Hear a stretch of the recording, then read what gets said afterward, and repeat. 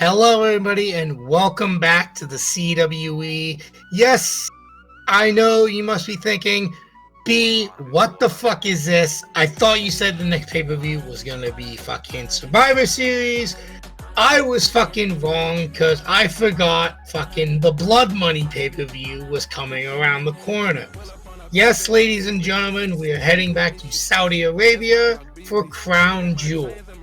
But that is not the real introduction. The real introduction is, hello everybody and welcome back to the CWE. I am B Much as always. Yes, my voice sounds shit as fuck. Don't worry about that. It's just allergies. But with me as always is my co-host and brother of chaos and insanity, Orchestral Goalie, or as he's known on his Twitch channel, Ray Kanashiro. Bro, say hello. Hello everyone, yes, we are back once again, and we will be predicting Crown Jewel, where this time, there's actually, I guess you could say, something meaningful at stake now. For once. Yeah.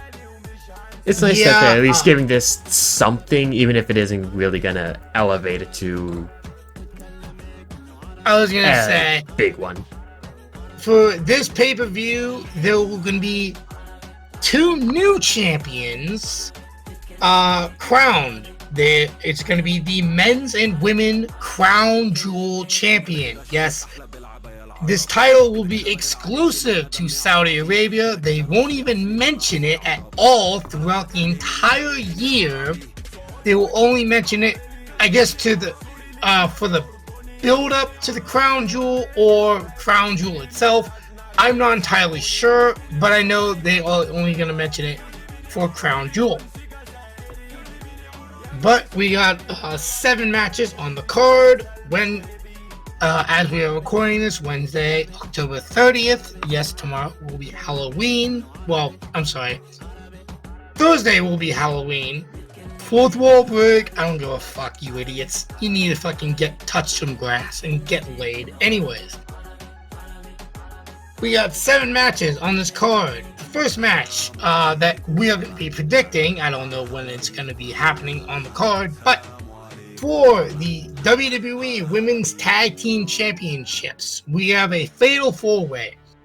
Jade Cargill and Bianca Belair are defending it against Io Sky and Kairi Sane of Damage Control, Lash Legend and Jakara Jackson, and Chelsea Green and Piper Niven. Yeah, I'm gonna throw you a curveball here, bro. I'm gonna go with Chelsea and Piper, actually.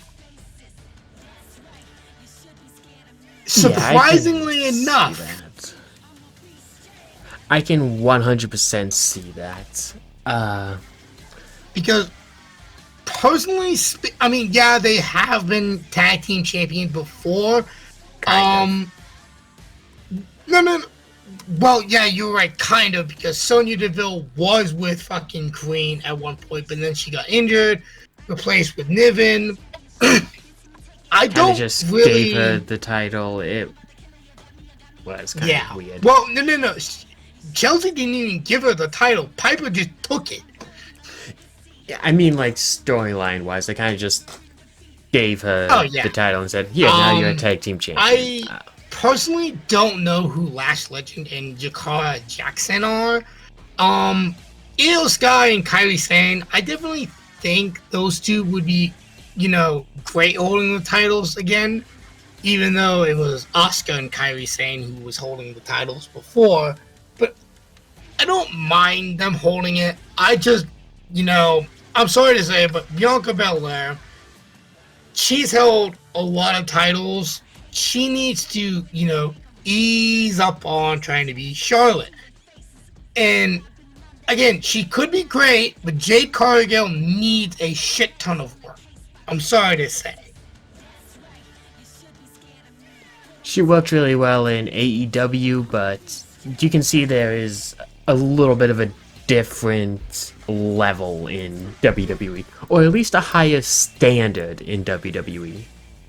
I was gonna say, if I could put into analogy, when she was in AEW, she was the AEW's version of WCW's Goldberg, where she just kept getting win after win after win after win, and she was like blanking. Oh, Goldberg, I think his record was like in the hundreds and until one cheap shot later and he lost.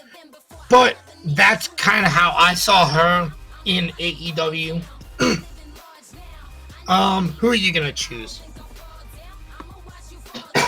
I actually was, before we get to my position, I actually did a little bit of research, just because, you know, me. While I can't find anything on Jakara Jackson, before her in-ring time in WWE, with the Metaphor stable, there was one thing I did find interesting with Lash Legend, and that is that she technically didn't start out, or at least doesn't seem like she wanted to start out in professional wrestling, actually. Really? No, looking through, like, very bare bones, it's from Wikipedia, you guys can take that and put as much weight on it as you want. But coming out of Atlanta, Georgia, hi Cody, she went to Texas A&M and Mississippi State for different years, where she actually played basketball. She was a women's basketball player and actually played 3 games in the WNBA. Now, I'll be damned. Some people question how much talent and how good that league is. Well, they had Clark, but they fumbled that bucket. She did technically make it professional in basketball, getting drafted in the 2nd round and 24th overall. I'll be damned. I don't know a whole lot in it, but like, it's something. She played actually for the Seattle Storm back then as a guard. She was a first-time All-SEC player, an AP Honorable Mention All-American, and made the All-Freshman team in the SEC. So, like, she has some athletic credits to her name. Only played 3 games in the WNBA, but like, there's athleticism there for her, so I really do think that she'll be able to hang in WWE without too much of an issue. Oh, 100%. I think she's going to lose in this match, though. Unfortunately. I think they're too young for the main roster right now. Well, I'm too fresh for the main roster right now to be getting a title right away. And it's like, I'm pretty sure when I saw both of them, like, this is their first time in professional wrestling. Like, they went right into NXT. They didn't really go much elsewhere, from what I see. Now, there might be some stuff hidden that I couldn't find in the quick search, but possibly. Seems like she went right from the WNBA after playing 3 games in 2019 to signing and being a professional wrestler down in NXT. I think they will be really good and eventually get something, even if it is just in NXT. Eventually. I think they will, but they need, personally it feels like they do need more seasoning and just a bit more, I guess, practice. A bit more practice and training, a bit more time in the oven to be fully developed. Exactly. So, and I don't know how much I like the choice, but I feel like it's gonna be Jade and Bianca that retain. I think they should drop the titles here and start to go their separate ways and away from the tag team division and whatnot. I But was I gonna feel say like those two eventually facing each other would be a good match. You know, when Jade, gets better in the ring and Bianca, stops going after the personally, world title so much. constantly like Charlotte. Yeah, like just because of everything that's happening, I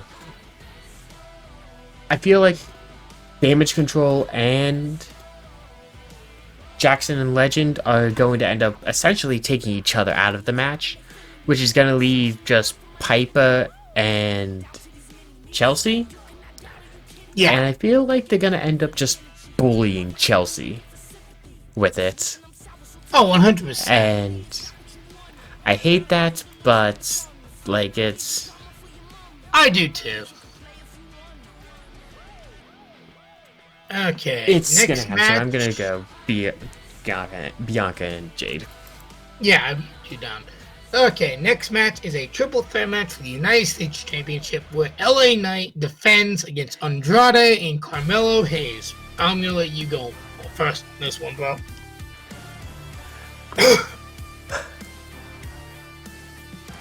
Andrade, I think, will get the US title back at some point. I don't want Carmelo Hayes to become another Austin Theory. I don't either. So I don't think he should be getting it yet, and I think that kind of makes my choice kind of obvious here. But I'm actually going to say that it's going to be LA Knight that retains the title. Although I think we may end up seeing almost like the start of, okay, we're winding down his title run here for the time being for someone new to take over. I'm gonna say, as of right now, I'm gonna go with you on this one. I'm gonna say LA Knight because honestly, he deserves. How long he's been on the main roster, he absolutely deserved a main title.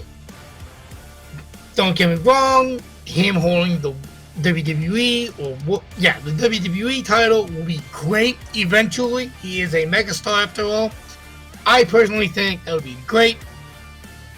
But him holding the US title is actually helping his career. Thank God he took it off Logan Paul. I'm actually really happy with his title run so far, but I do agree with you that his title run will be coming to an end soon. But tonight is not the night for that. That's why I'm going to go with him. I could absolutely see Carmelo Hayes becoming US champion. He just needs to, like you said, not become Austin Theory 2.0. Okay. Third match on the card. We have Randy Orton versus Kevin Owens. Now, Orton actually told Triple H, basically, get your ass out here and make this match official. Because Nick Aldis actually told him, I can't make that match. You have to talk to the higher-ups. Who's the higher-up? Triple H. And Triple H actually told him, I'm concerned about you. You just had metal rods into your back. You don't want to injure yourself. Everyone wanted it, so he's like, I hope you guys know what you want. You got a deal.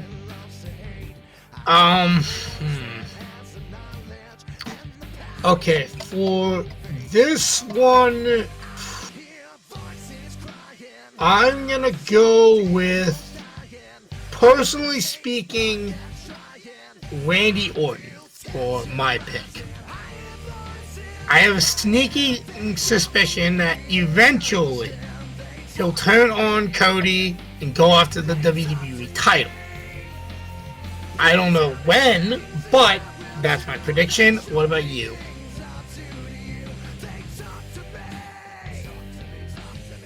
Like, I mean this in the best way possible. This feels like a coin flip match that's here almost to just fill out the card. Like, it almost feels like, hey, we need one more match. What can we do? Oh, let's do this one.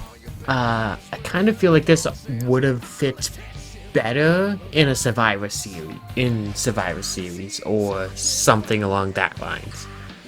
I agree 100% there.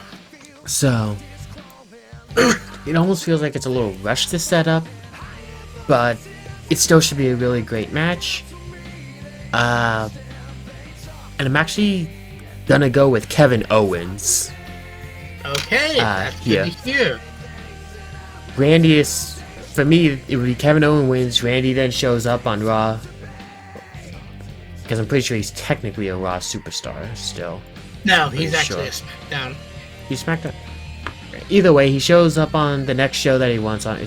They've been putting people on different shows so much. Okay, so the reason why he was on Raw was because of the whole controversy at King of the Ring.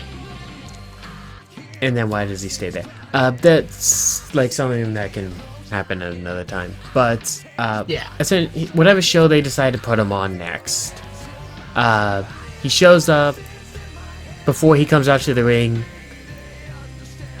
Triple H just stops him, and is just, maybe that doesn't say it, but essentially gives him a look of, I told you, I tried to warn you, kind of thing. Like, I was trying to protect you, but you didn't listen.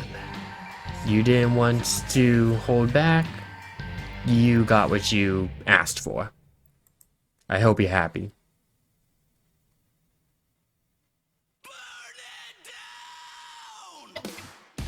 Okay, fourth match on the card, we have Seth freaking Rollins versus Big Bronson Reed. Bro, you go first.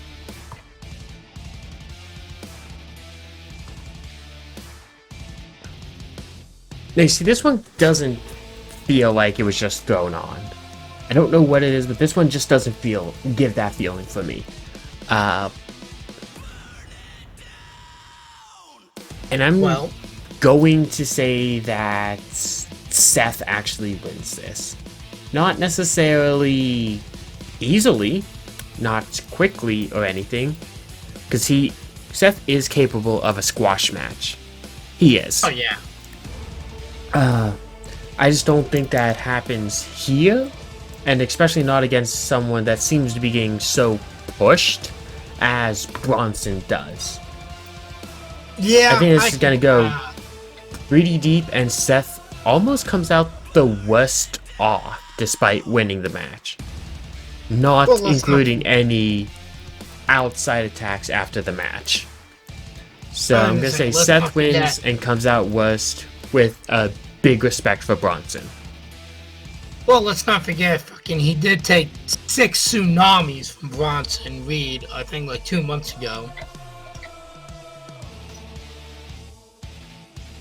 And Bronson even said on the Chris Van Vlietser, or however the fuck you pronounce his name. Yeah, Triple H didn't tell him to do 6. Thank you. But he even said, Triple H didn't tell me to do 6. I just decided to do it. I just decided to do that. He heard the crowd just chanting, and he's like, okay, fuck it. Yeah, Triple H is like, I just go out there and do something. And he's like, okay. Get the fans involved, get the reaction. Okay. Get them in the show. It's like, okay, oh, I hear more cheers. Up, and down. Oh, what cheers? Okay, up, so and down. pretty much. Okay, this one. You know what? I'm gonna go with Seth for this one as well, mainly because I want to save our chaoticness for the 3 main events, which is what I'm gonna call it. For the Women's Crown Jewel Championship match, we have the WWE Women's Champion Nia Jax going against Women's World Champion Liv Morgan. Okay, this might seem like a easy pick to choose, It is for me. I mean, yeah, but don't get me wrong. I know 100% fucking Nia Jax would eat Liv. However, I'm going to say Liv picks up the win, becoming the women's crown jewel champion, and Chelsea cashes in on Nia. I'm sorry, fucking not Chelsea, Tiffany.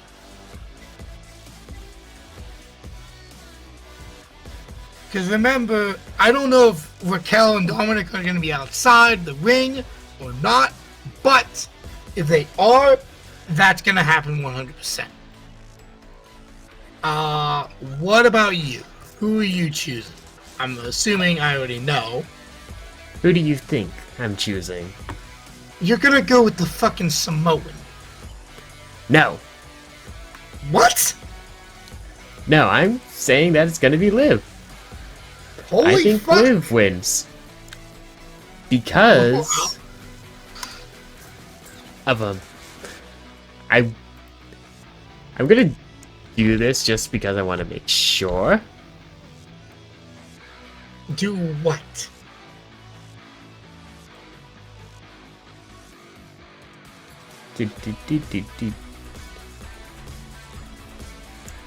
Okay, I can't exactly find it, but I don't think so.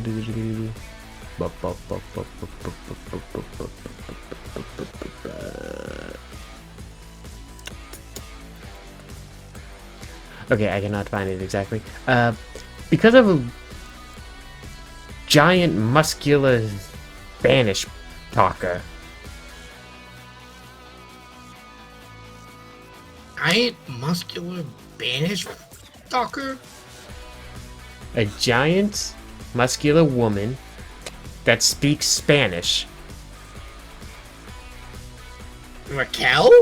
Raquel Rodriguez gets involved, which is what causes Liv to win. Yes, you and I were thinking the same thing with that. I just am not going to go as far as to say that we're going to have a cash-in. I just... Well, at least like an attempt at a cash-in. Until that actually starts to happen on these type of pay-per-views, and specifically with Crown Jewel in particular, I'm going to essentially just hold back and not go for it. I'd love to see it happen, but until it happens, and it happens a lot, maybe not a lot, but everyone knows what I mean. I'm not gonna think that it's going to be able to. Okay, I can understand that. And what should be the main event, in my personal opinion, for the men's Crown Jewel Championship, we have the undisputed WWE Champion Cody Rhodes against the World Heavyweight Champion Gunther. You're gonna go first on this one, bro. I wonder how they're gonna react to this, but I'm actually the crowd in Saudi, that is. But I'm actually gonna end up... do I actually go with that?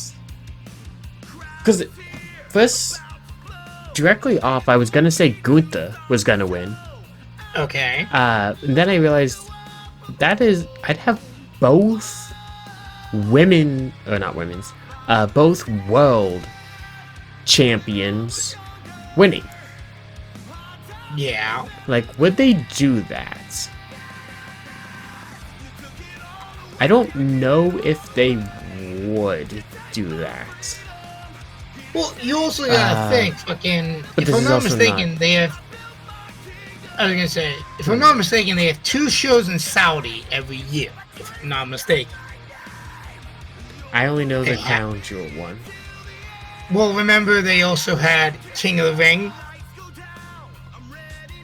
And that happened, what, like a few months ago? Fair. Right before... So this would technically be the second Saudi event for 2024. I'm gonna stick with my initial thing and say Gunther wins this. Okay. Well, Just since because you it'll picked give Gunther, him a bigger ego. I'm gonna go with Cody. It doesn't make a lick of fucking sense. I'm not even gonna lie. Neither one of these fucking people need the title, personally speaking. They're both over as shit. But I do think having two small motherfuckers beat the big motherfuckers would be funny as shit to see, personally speaking. Then we have the actual main event, where the OG Bloodline, Roman Reigns, and the Usos face off against the New Age Bloodline of Solo Sikoa and either both of the Tongans or Tonga Tonga and Jacob Fatu, or vice versa. I have no idea. I just know that I'm sorry to say, the OG Bloodline is not gonna. Actually, you know what? I'm not gonna say the OG Bloodline wins. I'm gonna say the New Age Bloodline is gonna win because we saw on Raw, Sammy was talking with Solo after, Jay said, "You're not family." However, I will say, I think WWE is trying to swerve us. Have Sammy talking with Solo, people are thinking, "Oh, he's gonna turn on Jay and Jimmy," blah blah blah. Jay and Sammy are too fucking close to each other for Sammy to turn on him. I think that's going to be a fucking swerve, personally speaking. I'm going to say the Bloodline wins here, and then later they're going to lose at Survivor Series more than likely. What about you? Yeah, that would make more sense if it was like KO to turn on Jay. Like KO did with Cody, actually. And I agree with you that I think Solo Bloodline is going to win. I think Sammy comes out during this match, and I think Solo thinks it's to help him and whatnot. But he ends up running and takes Jacob Fatu. If Jacob's even allowed in there. Like, I don't know if there was just a storyline or not. I mean, they have him on the poster and have him listed under everything. So, okay. So it kind of depends. But it depends on whether Saudi will even let him in. So, funny enough, that's not a storyline. He actually is on a list of places he cannot go. That's not a storyline. That is legitimate. I wonder if WWE somehow tries to say, "Hey, look, one-time thing. Let's do it just for the storyline. We can set up everything so that he." I wonder if they try to do that just to have some kind of storyline. Just because I like the thought of Sammy coming down solo and everyone thinking it's to help the bloodline out, and then him going and taking care of and taking Jacob out of the picture. I just like that thought as a way to say, yeah, no, I'm not with you. I'm still with Jay. Not necessarily Jimmy and Roman, but with Jay. I can absolutely see that. Now, there are two ways that, the whole, him on the poster making sense. One, WWE pays them a massive amount of money to allow him in, whether it be through airports, security, shit like that. They basically say like you said, one-time thing. Here's a shit ton of money. It's just for the storyline. Afterwards, he won't come back. Or it's just a fucking ruse to have people think, oh, he's coming, but he's actually not. Because I don't think technically the Tongans then were allowed in either. Back the last time Solo came through with the whole bloodline when he still had Paul Heyman. If you remember that, I'm pretty sure the Tongans weren't showing up in Saudi too because they weren't allowed in. I'm not sure about that because remember, at least Tama Tonga, he did what was in Japan with the Bullet Club. Yes, and that's like over in that region. Saudi and the... I'm talking like outside of the U.S. I just think it's a little bit different. I'm not sure about Tonga Loa. I'm not sure about him. Tama Tonga might be there. Jacob Fatu is that like, ooh, fucking, you're on a list. I'm not sure yet.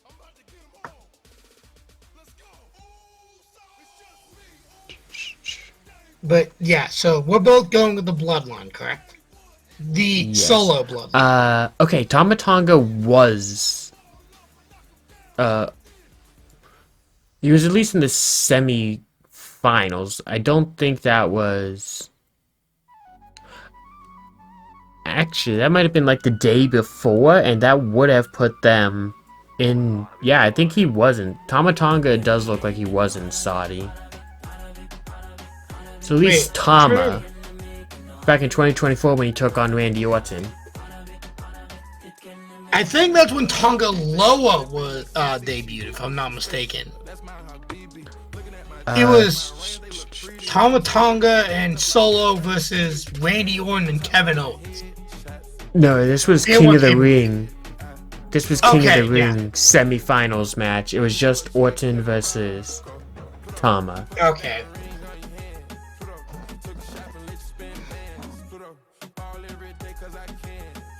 So at least Tama Tonga is able to be there. Well, either Jacob's going to be there or Tonga Loa's going to be there.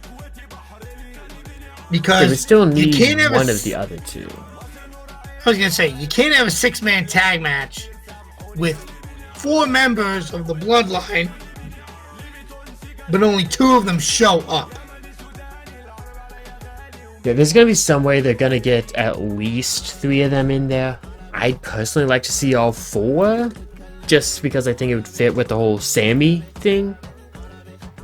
We'll have to wait and see on that. There's probably a lot of behind-the-scenes rules that we, obviously us in the US, will have no idea about. Or anything we like don't know that. what's going on behind the scenes in WWE anyways. We don't know what's going on behind the scenes in our own country a lot of the times. No, we are not getting into all this. Nobody asking the fucking comments. Yeah, fucking, that shit is for other channels to discuss. That's not us. We're here to discuss sports. But yeah. That was the last match on the card. As of right now, Wednesday, August 30th, 2024. I don't think they add any more, in all honesty. I think they have good and solid card here. The last match they added was the 6-man tag match, and that happened on Monday. Because I think that's going to get confirmed to actually happen Friday. Because I don't think it got confirmed on Monday that it was going to happen. I think it did happen on Monday. I can't... Unless I missed it. Which is very possible. I swear to God, either my coworker told me about it, or I saw it on X, and that's how I knew. But that was the Crown Jewel predictions. Okay, either the Crown Jewel Championship matches, I think, are gonna take match of the night. Personally speaking,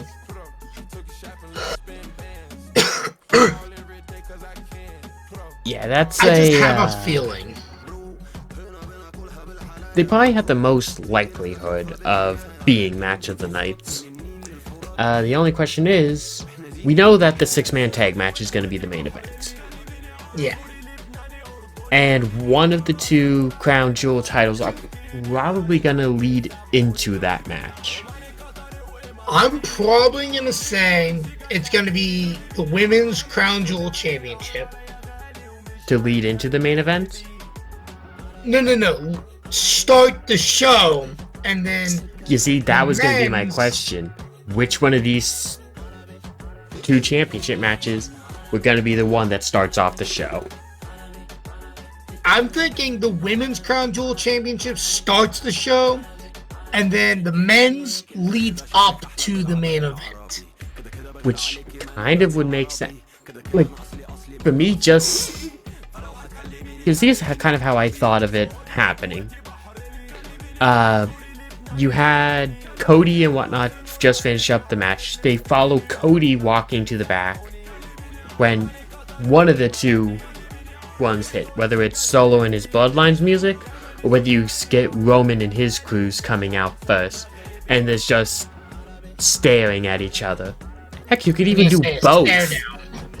You could technically do it with both because of the, at least last time, how long the ramp was. You could technically have it happen with both. I'd like to see that happen personally, because I think that is still an important later everything. Mm-hmm. Cody's very much a part of this Bloodline story at this point, whether he's in a match or not. Because he's essentially the inciting incident, or should I put it in Spider-Verse terms, because we both really love those movies, the canon event to trigger this Bloodline split. So I'd like, even if you don't bring him in fully to this fight and storyline, just that little bit of a passing glance of everything, I think would just be really cool and nice to see. Oh, 100%. I agree with you there. I will say, I did hear a report that Cody versus Rock versus Roman at WrestleMania 41 has been discussed, but it's not finalized. Personally speaking, I don't want to see it. The Rock and Roman have to have a match, first and foremost. They have been fucking pushing that shit for so many fucking years. Rock versus Roman.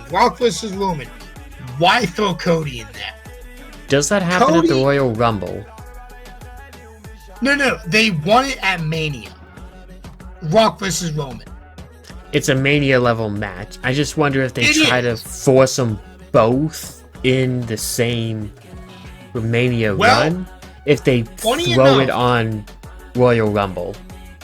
Funny enough, Roman's not going to be having a singles match at the Rumble. He's actually going to be in the Rumble from what I've heard. I don't know if he's going to win it or not. There's a storyline that could happen where The Rock costs him the match, and then they build up to that match, Rock versus Roman. But you know what? That is speculation for WrestleMania. We're not there yet. We just got done with Crown Jewel. The next pay-per-view is actually going to be Survivor Series War Games. Fucking, please, for the love of God, I'm sorry to say, bring back the fucking Survivor Series 5-on-5 traditional, please. I miss that. Don't get me wrong, War Games is great, but leave Survivor Series out of it, please. I've had a little too much of that. I think you can keep it in Survivor Series, and I think it works for Survivor Series. It does, Just can't do it every year. Exactly. It's got to be one of the special things. If it fits the storyline that's happening, great. I just don't want to be seeing it every year. Same. Technically, you could have both matches on a Survivor Series card if you think about it. Traditional 5-on-5 SmackDown versus Raw, or whatever storyline's going on. That can be, a lead up to the main event, which is the War Games match, or vice versa. Personally, but that was the predictions for Crown Jewel. Again, I am sorry for my voice. Allergies are a fucking cunt for me. My name is P Money, as always. And I am Orchestral Goalie or Ray Kanashiro, depending on where you find me.